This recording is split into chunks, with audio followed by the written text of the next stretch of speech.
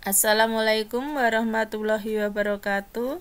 Mari kita belajar bahasa Indonesia. Kali ini kita akan membahas soal USBN 2019. Nomor 1. Siswa kelas 6 SD Bangsa berlatih drama. Seluruh siswa terlibat dalam latihan drama. Adi berperan sebagai sutradara. Teman-teman lainnya berperan sebagai tokoh-tokoh drama.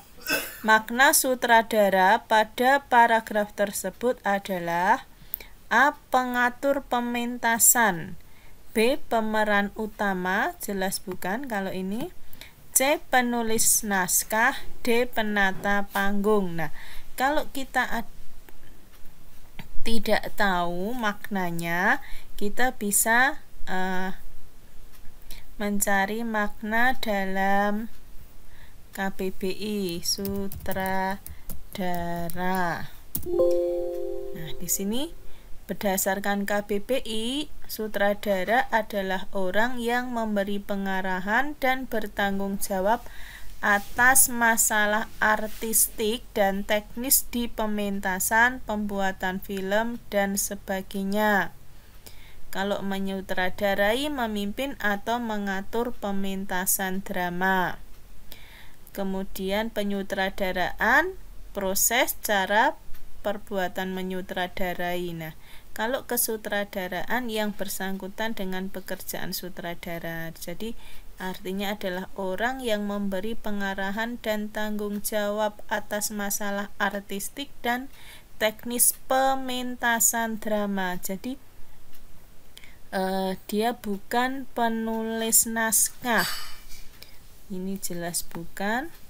Nah, penataan panggung. Nah, padahal tadi sutradara juga memberi pengarahan. Berarti kalau hanya penata panggung juga salah. Jadi yang paling tepat adalah A.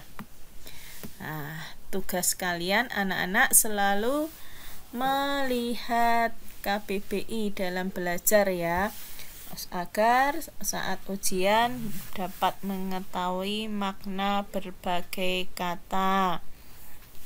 Nomor 2.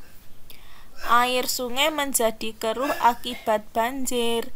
Antonim kata keruh dalam kalimat tersebut adalah, nah ini juga kalian perhatikan satu-satu. Misalnya suci, kalau suci lawannya najis, sedangkan kalau bersih lawannya kotor. Kemudian kalau putih lawannya hitam, jernih lawannya keruh. Nah, jadi jawabannya adalah D. Nomor 3. Tanaman talas sangat cocok ditanam saat musim hujan. Pada musim tersebut tanah menjadi gembur. Tanah yang gembur menjadikan tanaman talas tumbuh subur. Sinar matahari yang tidak berlebihan cukup untuk pertumbuhan tanaman talas. Selain itu, tumbuhan tidak akan kekurangan air. Mengapa tanaman talas sangat cocok ditanam saat musim hujan? Tanaman talas sangat cocok ditanam di saat musim hujan karena A. Sinar matahari yang cukup dapat menyuburkan tanah. Nah, ini di sini dapat kalian baca, tanaman talas sangat cocok ditanam saat musim hujan. Pada musim tersebut tanah menjadi subur. Nah, ini subur. Nah, suburnya itu karena pada musim tersebut, jadi berkaitan dengan hujan. Jadi kalau sinar matahari yang menyebabkan subur kurang tepat. Kemudian B. Tanaman talas akan tumbuh subur di perairan. Nah, ini yang menjelaskan tanahnya subur itu karena musim hujan. tanahnya, tapi tidak di perairan. Kalau daerah perairan misalnya sungai, danau gitu. Kemudian C, air dalam tanah menjadikan akar tanaman talas kuat. Nah, ini di bacaan tidak menjelaskan air dalam tanah. Kemudian D, tanaman talas mendapat air yang cukup untuk pertumbuhan. Nah, di sini jelas pada kalimat terakhir. Selain itu, tumbuhan tidak akan kekurangan air. Nah, tidak kekurangan air itu artinya tanaman talas mendapat air yang cukup untuk pertumbuhan. Jadi D jawabannya. Ingat, kalian cermati kata demi katanya. Nomor 4. Wortel merupakan sayuran yang mempunyai beberapa manfaat. Sayuran tersebut menyuplai serat untuk memperlancar proses pencernaan. Kandungan vitamin A pada wortel bermanfaat bagi kesehatan mata. Selain itu, wortel dapat dimanfaatkan untuk pewarna alami. Dan di sini kalimat utamanya, ingat, kalau tidak di awal, di akhir, mana yang lebih umum. Kalau hanya salah satu penjelasan, berarti bukan kalimat utama. Yang di awal, wortel merupakan sayuran yang mempunyai beberapa manfaat. Sedangkan kalimat terakhir, selain itu, wortel dapat dimanfaatkan untuk pewarna alami. Jelas salah yang kalimat akhir. Yang betul adalah yang awal, karena beberapa manfaat. Nah, beberapa manfaat itu dijelaskan di kalimat lainnya, misalnya memperlancar proses pencernaan, kemudian vitamin A untuk kesehatan mata, kemudian juga untuk pewarna alami. Jadi kalimat utamanya A. Wortel merupakan sayuran yang mempunyai beberapa manfaat. Kemudian nomor 5. Masyarakat desa biasa melakukan kegiatan gotong royong pada musim panen padi. Mereka bekerja dengan giat dan cepat meskipun tidak diberi upah. Biaya yang dikeluarkan oleh pemilik lahan pun dapat dihemat. Pemilik lahan hanya perlu menyediakan makanan dan minuman. Ide pokok paragraf tersebut adalah, sebelum menemukan ide pokok, kamu tentukan dulu kalimat utamanya yang awal atau yang akhir.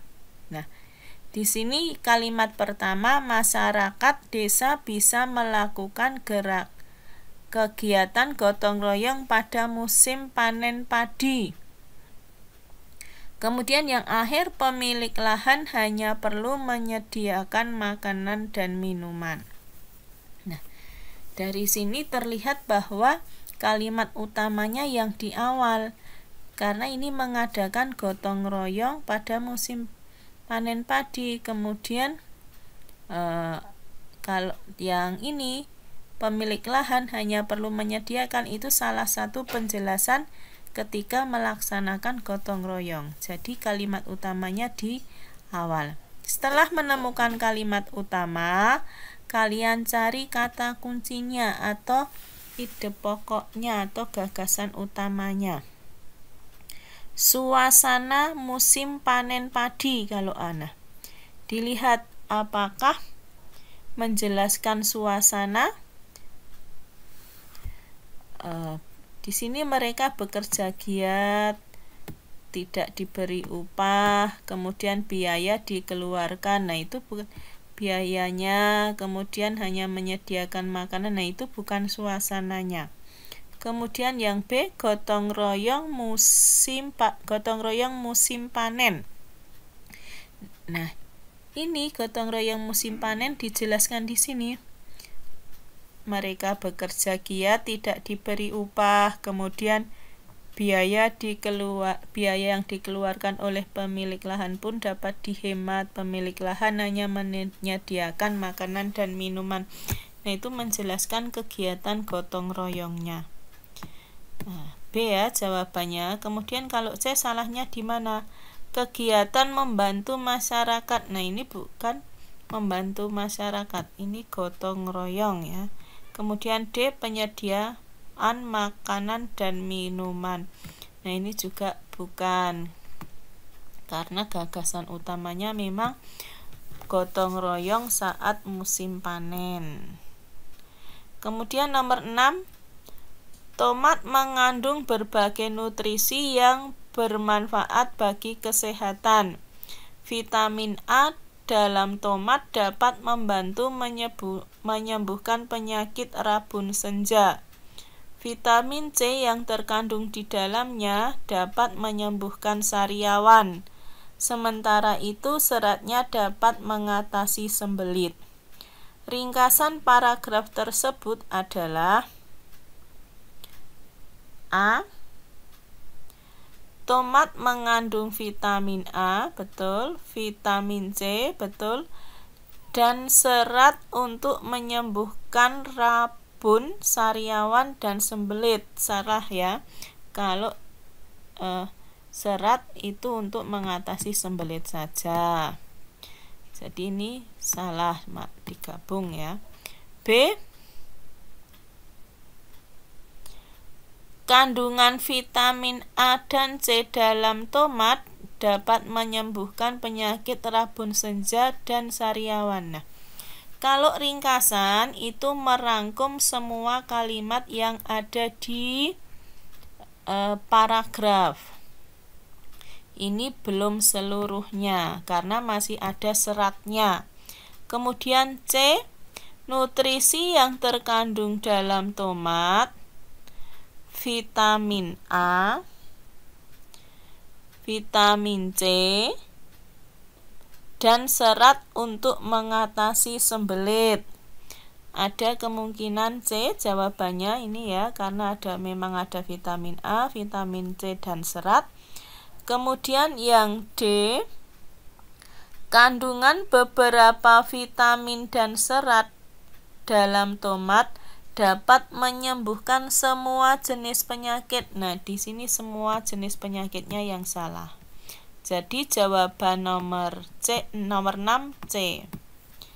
Nomor 7, perpustakaan SD ceria dipenuhi siswa. Para siswa berkunjung ke perpustakaan saat jam istirahat. Beberapa siswa meminjam buku. Sebagian siswa memilih buku di rak. Beberapa siswa mengembalikan buku. Petugas perpustakaan mencatat siswa yang meminjam maupun mengembalikan buku. Pernyataan yang sesuai dengan isi paragraf tersebut adalah pernyataan yang sesuai, berarti semua pilihan disesuaikan dengan bacaannya. A. Semua siswa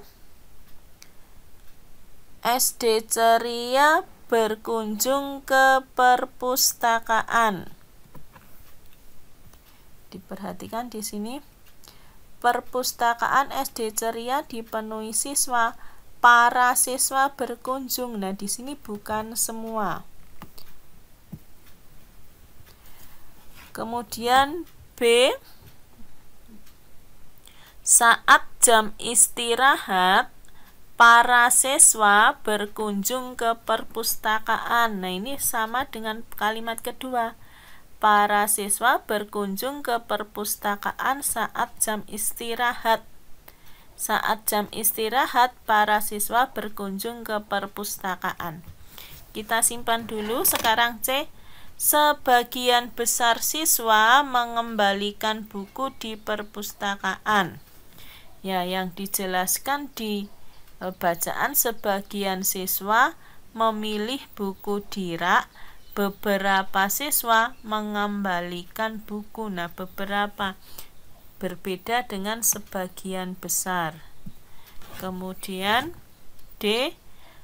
Petugas mencatat para siswa yang meminjam buku. Nah, di sini petugas mencatat siswa yang meminjam maupun mengembalikan, tidak cuma meminjam. Jadi jawabannya memang B. Kemudian nomor 8, buah sangat bermanfaat bagi tubuh manusia. Buah mengandung nutrisi, serat, dan vitamin. Kandungan tersebut bermanfaat untuk pengembangan dan pertumbuhan tubuh. Untuk itu, marilah biasakan mengonsumsi buah setiap hari. Jenis paragraf tersebut adalah, kembali kita mengingat pengertian dulu ya. Nah, narasi itu bisa berupa cerita. Nah, di sini ada tokohnya, ada alur ceritanya, dan sebagainya. Kemudian kalau eksposisi paparan,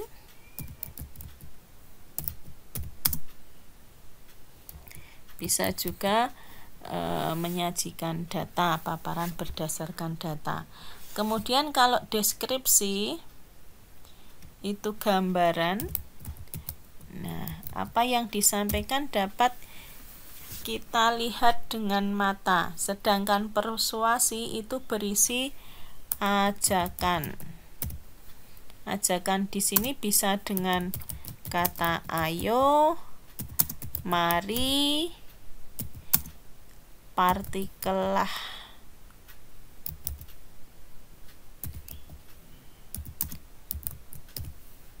Nah, misalnya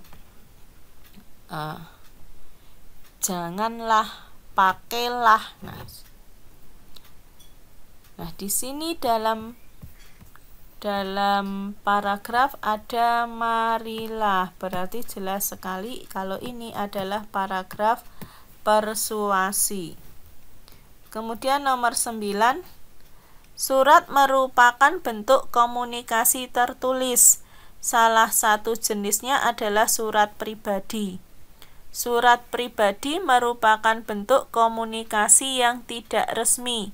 Siswa dapat menggunakan surat pribadi untuk berkomunikasi. Saat ini, siswa jarang berkomunikasi melalui surat. Hal yang terjadi jika sebagian besar siswa tetap berkomunikasi melalui surat sesuai paragraf tersebut adalah: A. Budaya menulis surat semakin berkembang. Nah, di sini tidak menjelaskan mengenai perkembangan budaya menulis, jadi A salah.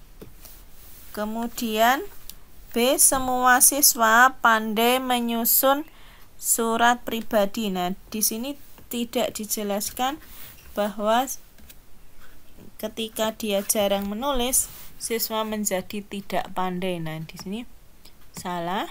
Kemudian C. Komunikasi melalui media sosial tidak diminati. Nah, dalam bacaan juga tidak menjelaskan yang berkaitan dengan media sosial. Kemudian D. Meningkatnya kemampuan berkomunikasi secara langsung. Nah, berarti jawabannya adalah D. Dan ini yang disampaikan dalam paragraf memang menyampaikan tentang komunikasi. Kemudian nomor 10, bencana banjir sering terjadi pada musim penghujan. Bencana tersebut disebabkan oleh beberapa faktor. Salah satu penyebabnya adalah kebiasaan manusia membuang sampah di aliran sungai. Ketika sampah menyumbat aliran sungai, terjadilah banjir. Banjir dapat menimbulkan korban jiwa. Teks yang kedua, berita bencana tanah longsor sering terjadi akhir-akhir ini. Tanah longsor terjadi karena penggundulan hutan. Hutan gundul diakibatkan ulah manusia yang melakukan penebangan liar. Jika hal ini dibiarkan, bencana yang lebih besar mungkin akan terjadi. Persamaan kedua teks tersebut adalah A. Berita bencana. Di sini ada kalimat bencana banjir sering terjadi pada musim penghujan. Sedangkan teks 2, berita bencana tanah longsor sering terdengar akhir-akhir ini. Ada kemungkinan A, kita simpan dulu ya, karena memang bencana yang A, B juga bencana, yang 2 juga bencana. B, korban bencana banjir. Yang A, banyak menimbulkan korban jiwa. Kemudian yang teks kedua tidak menjelaskan korbannya, berarti ini salah. Kemudian C, musim penghujan, yang kalau yang A memang benar, ini ada musim penghujan. Sedangkan kalau yang nomor 2 tidak menjelaskan kejadian pada musim penghujan. Nah, ini lebih menekankan pada penggundulan hutan. Jadi C salah. Kemudian kalau D, penyebab bencana.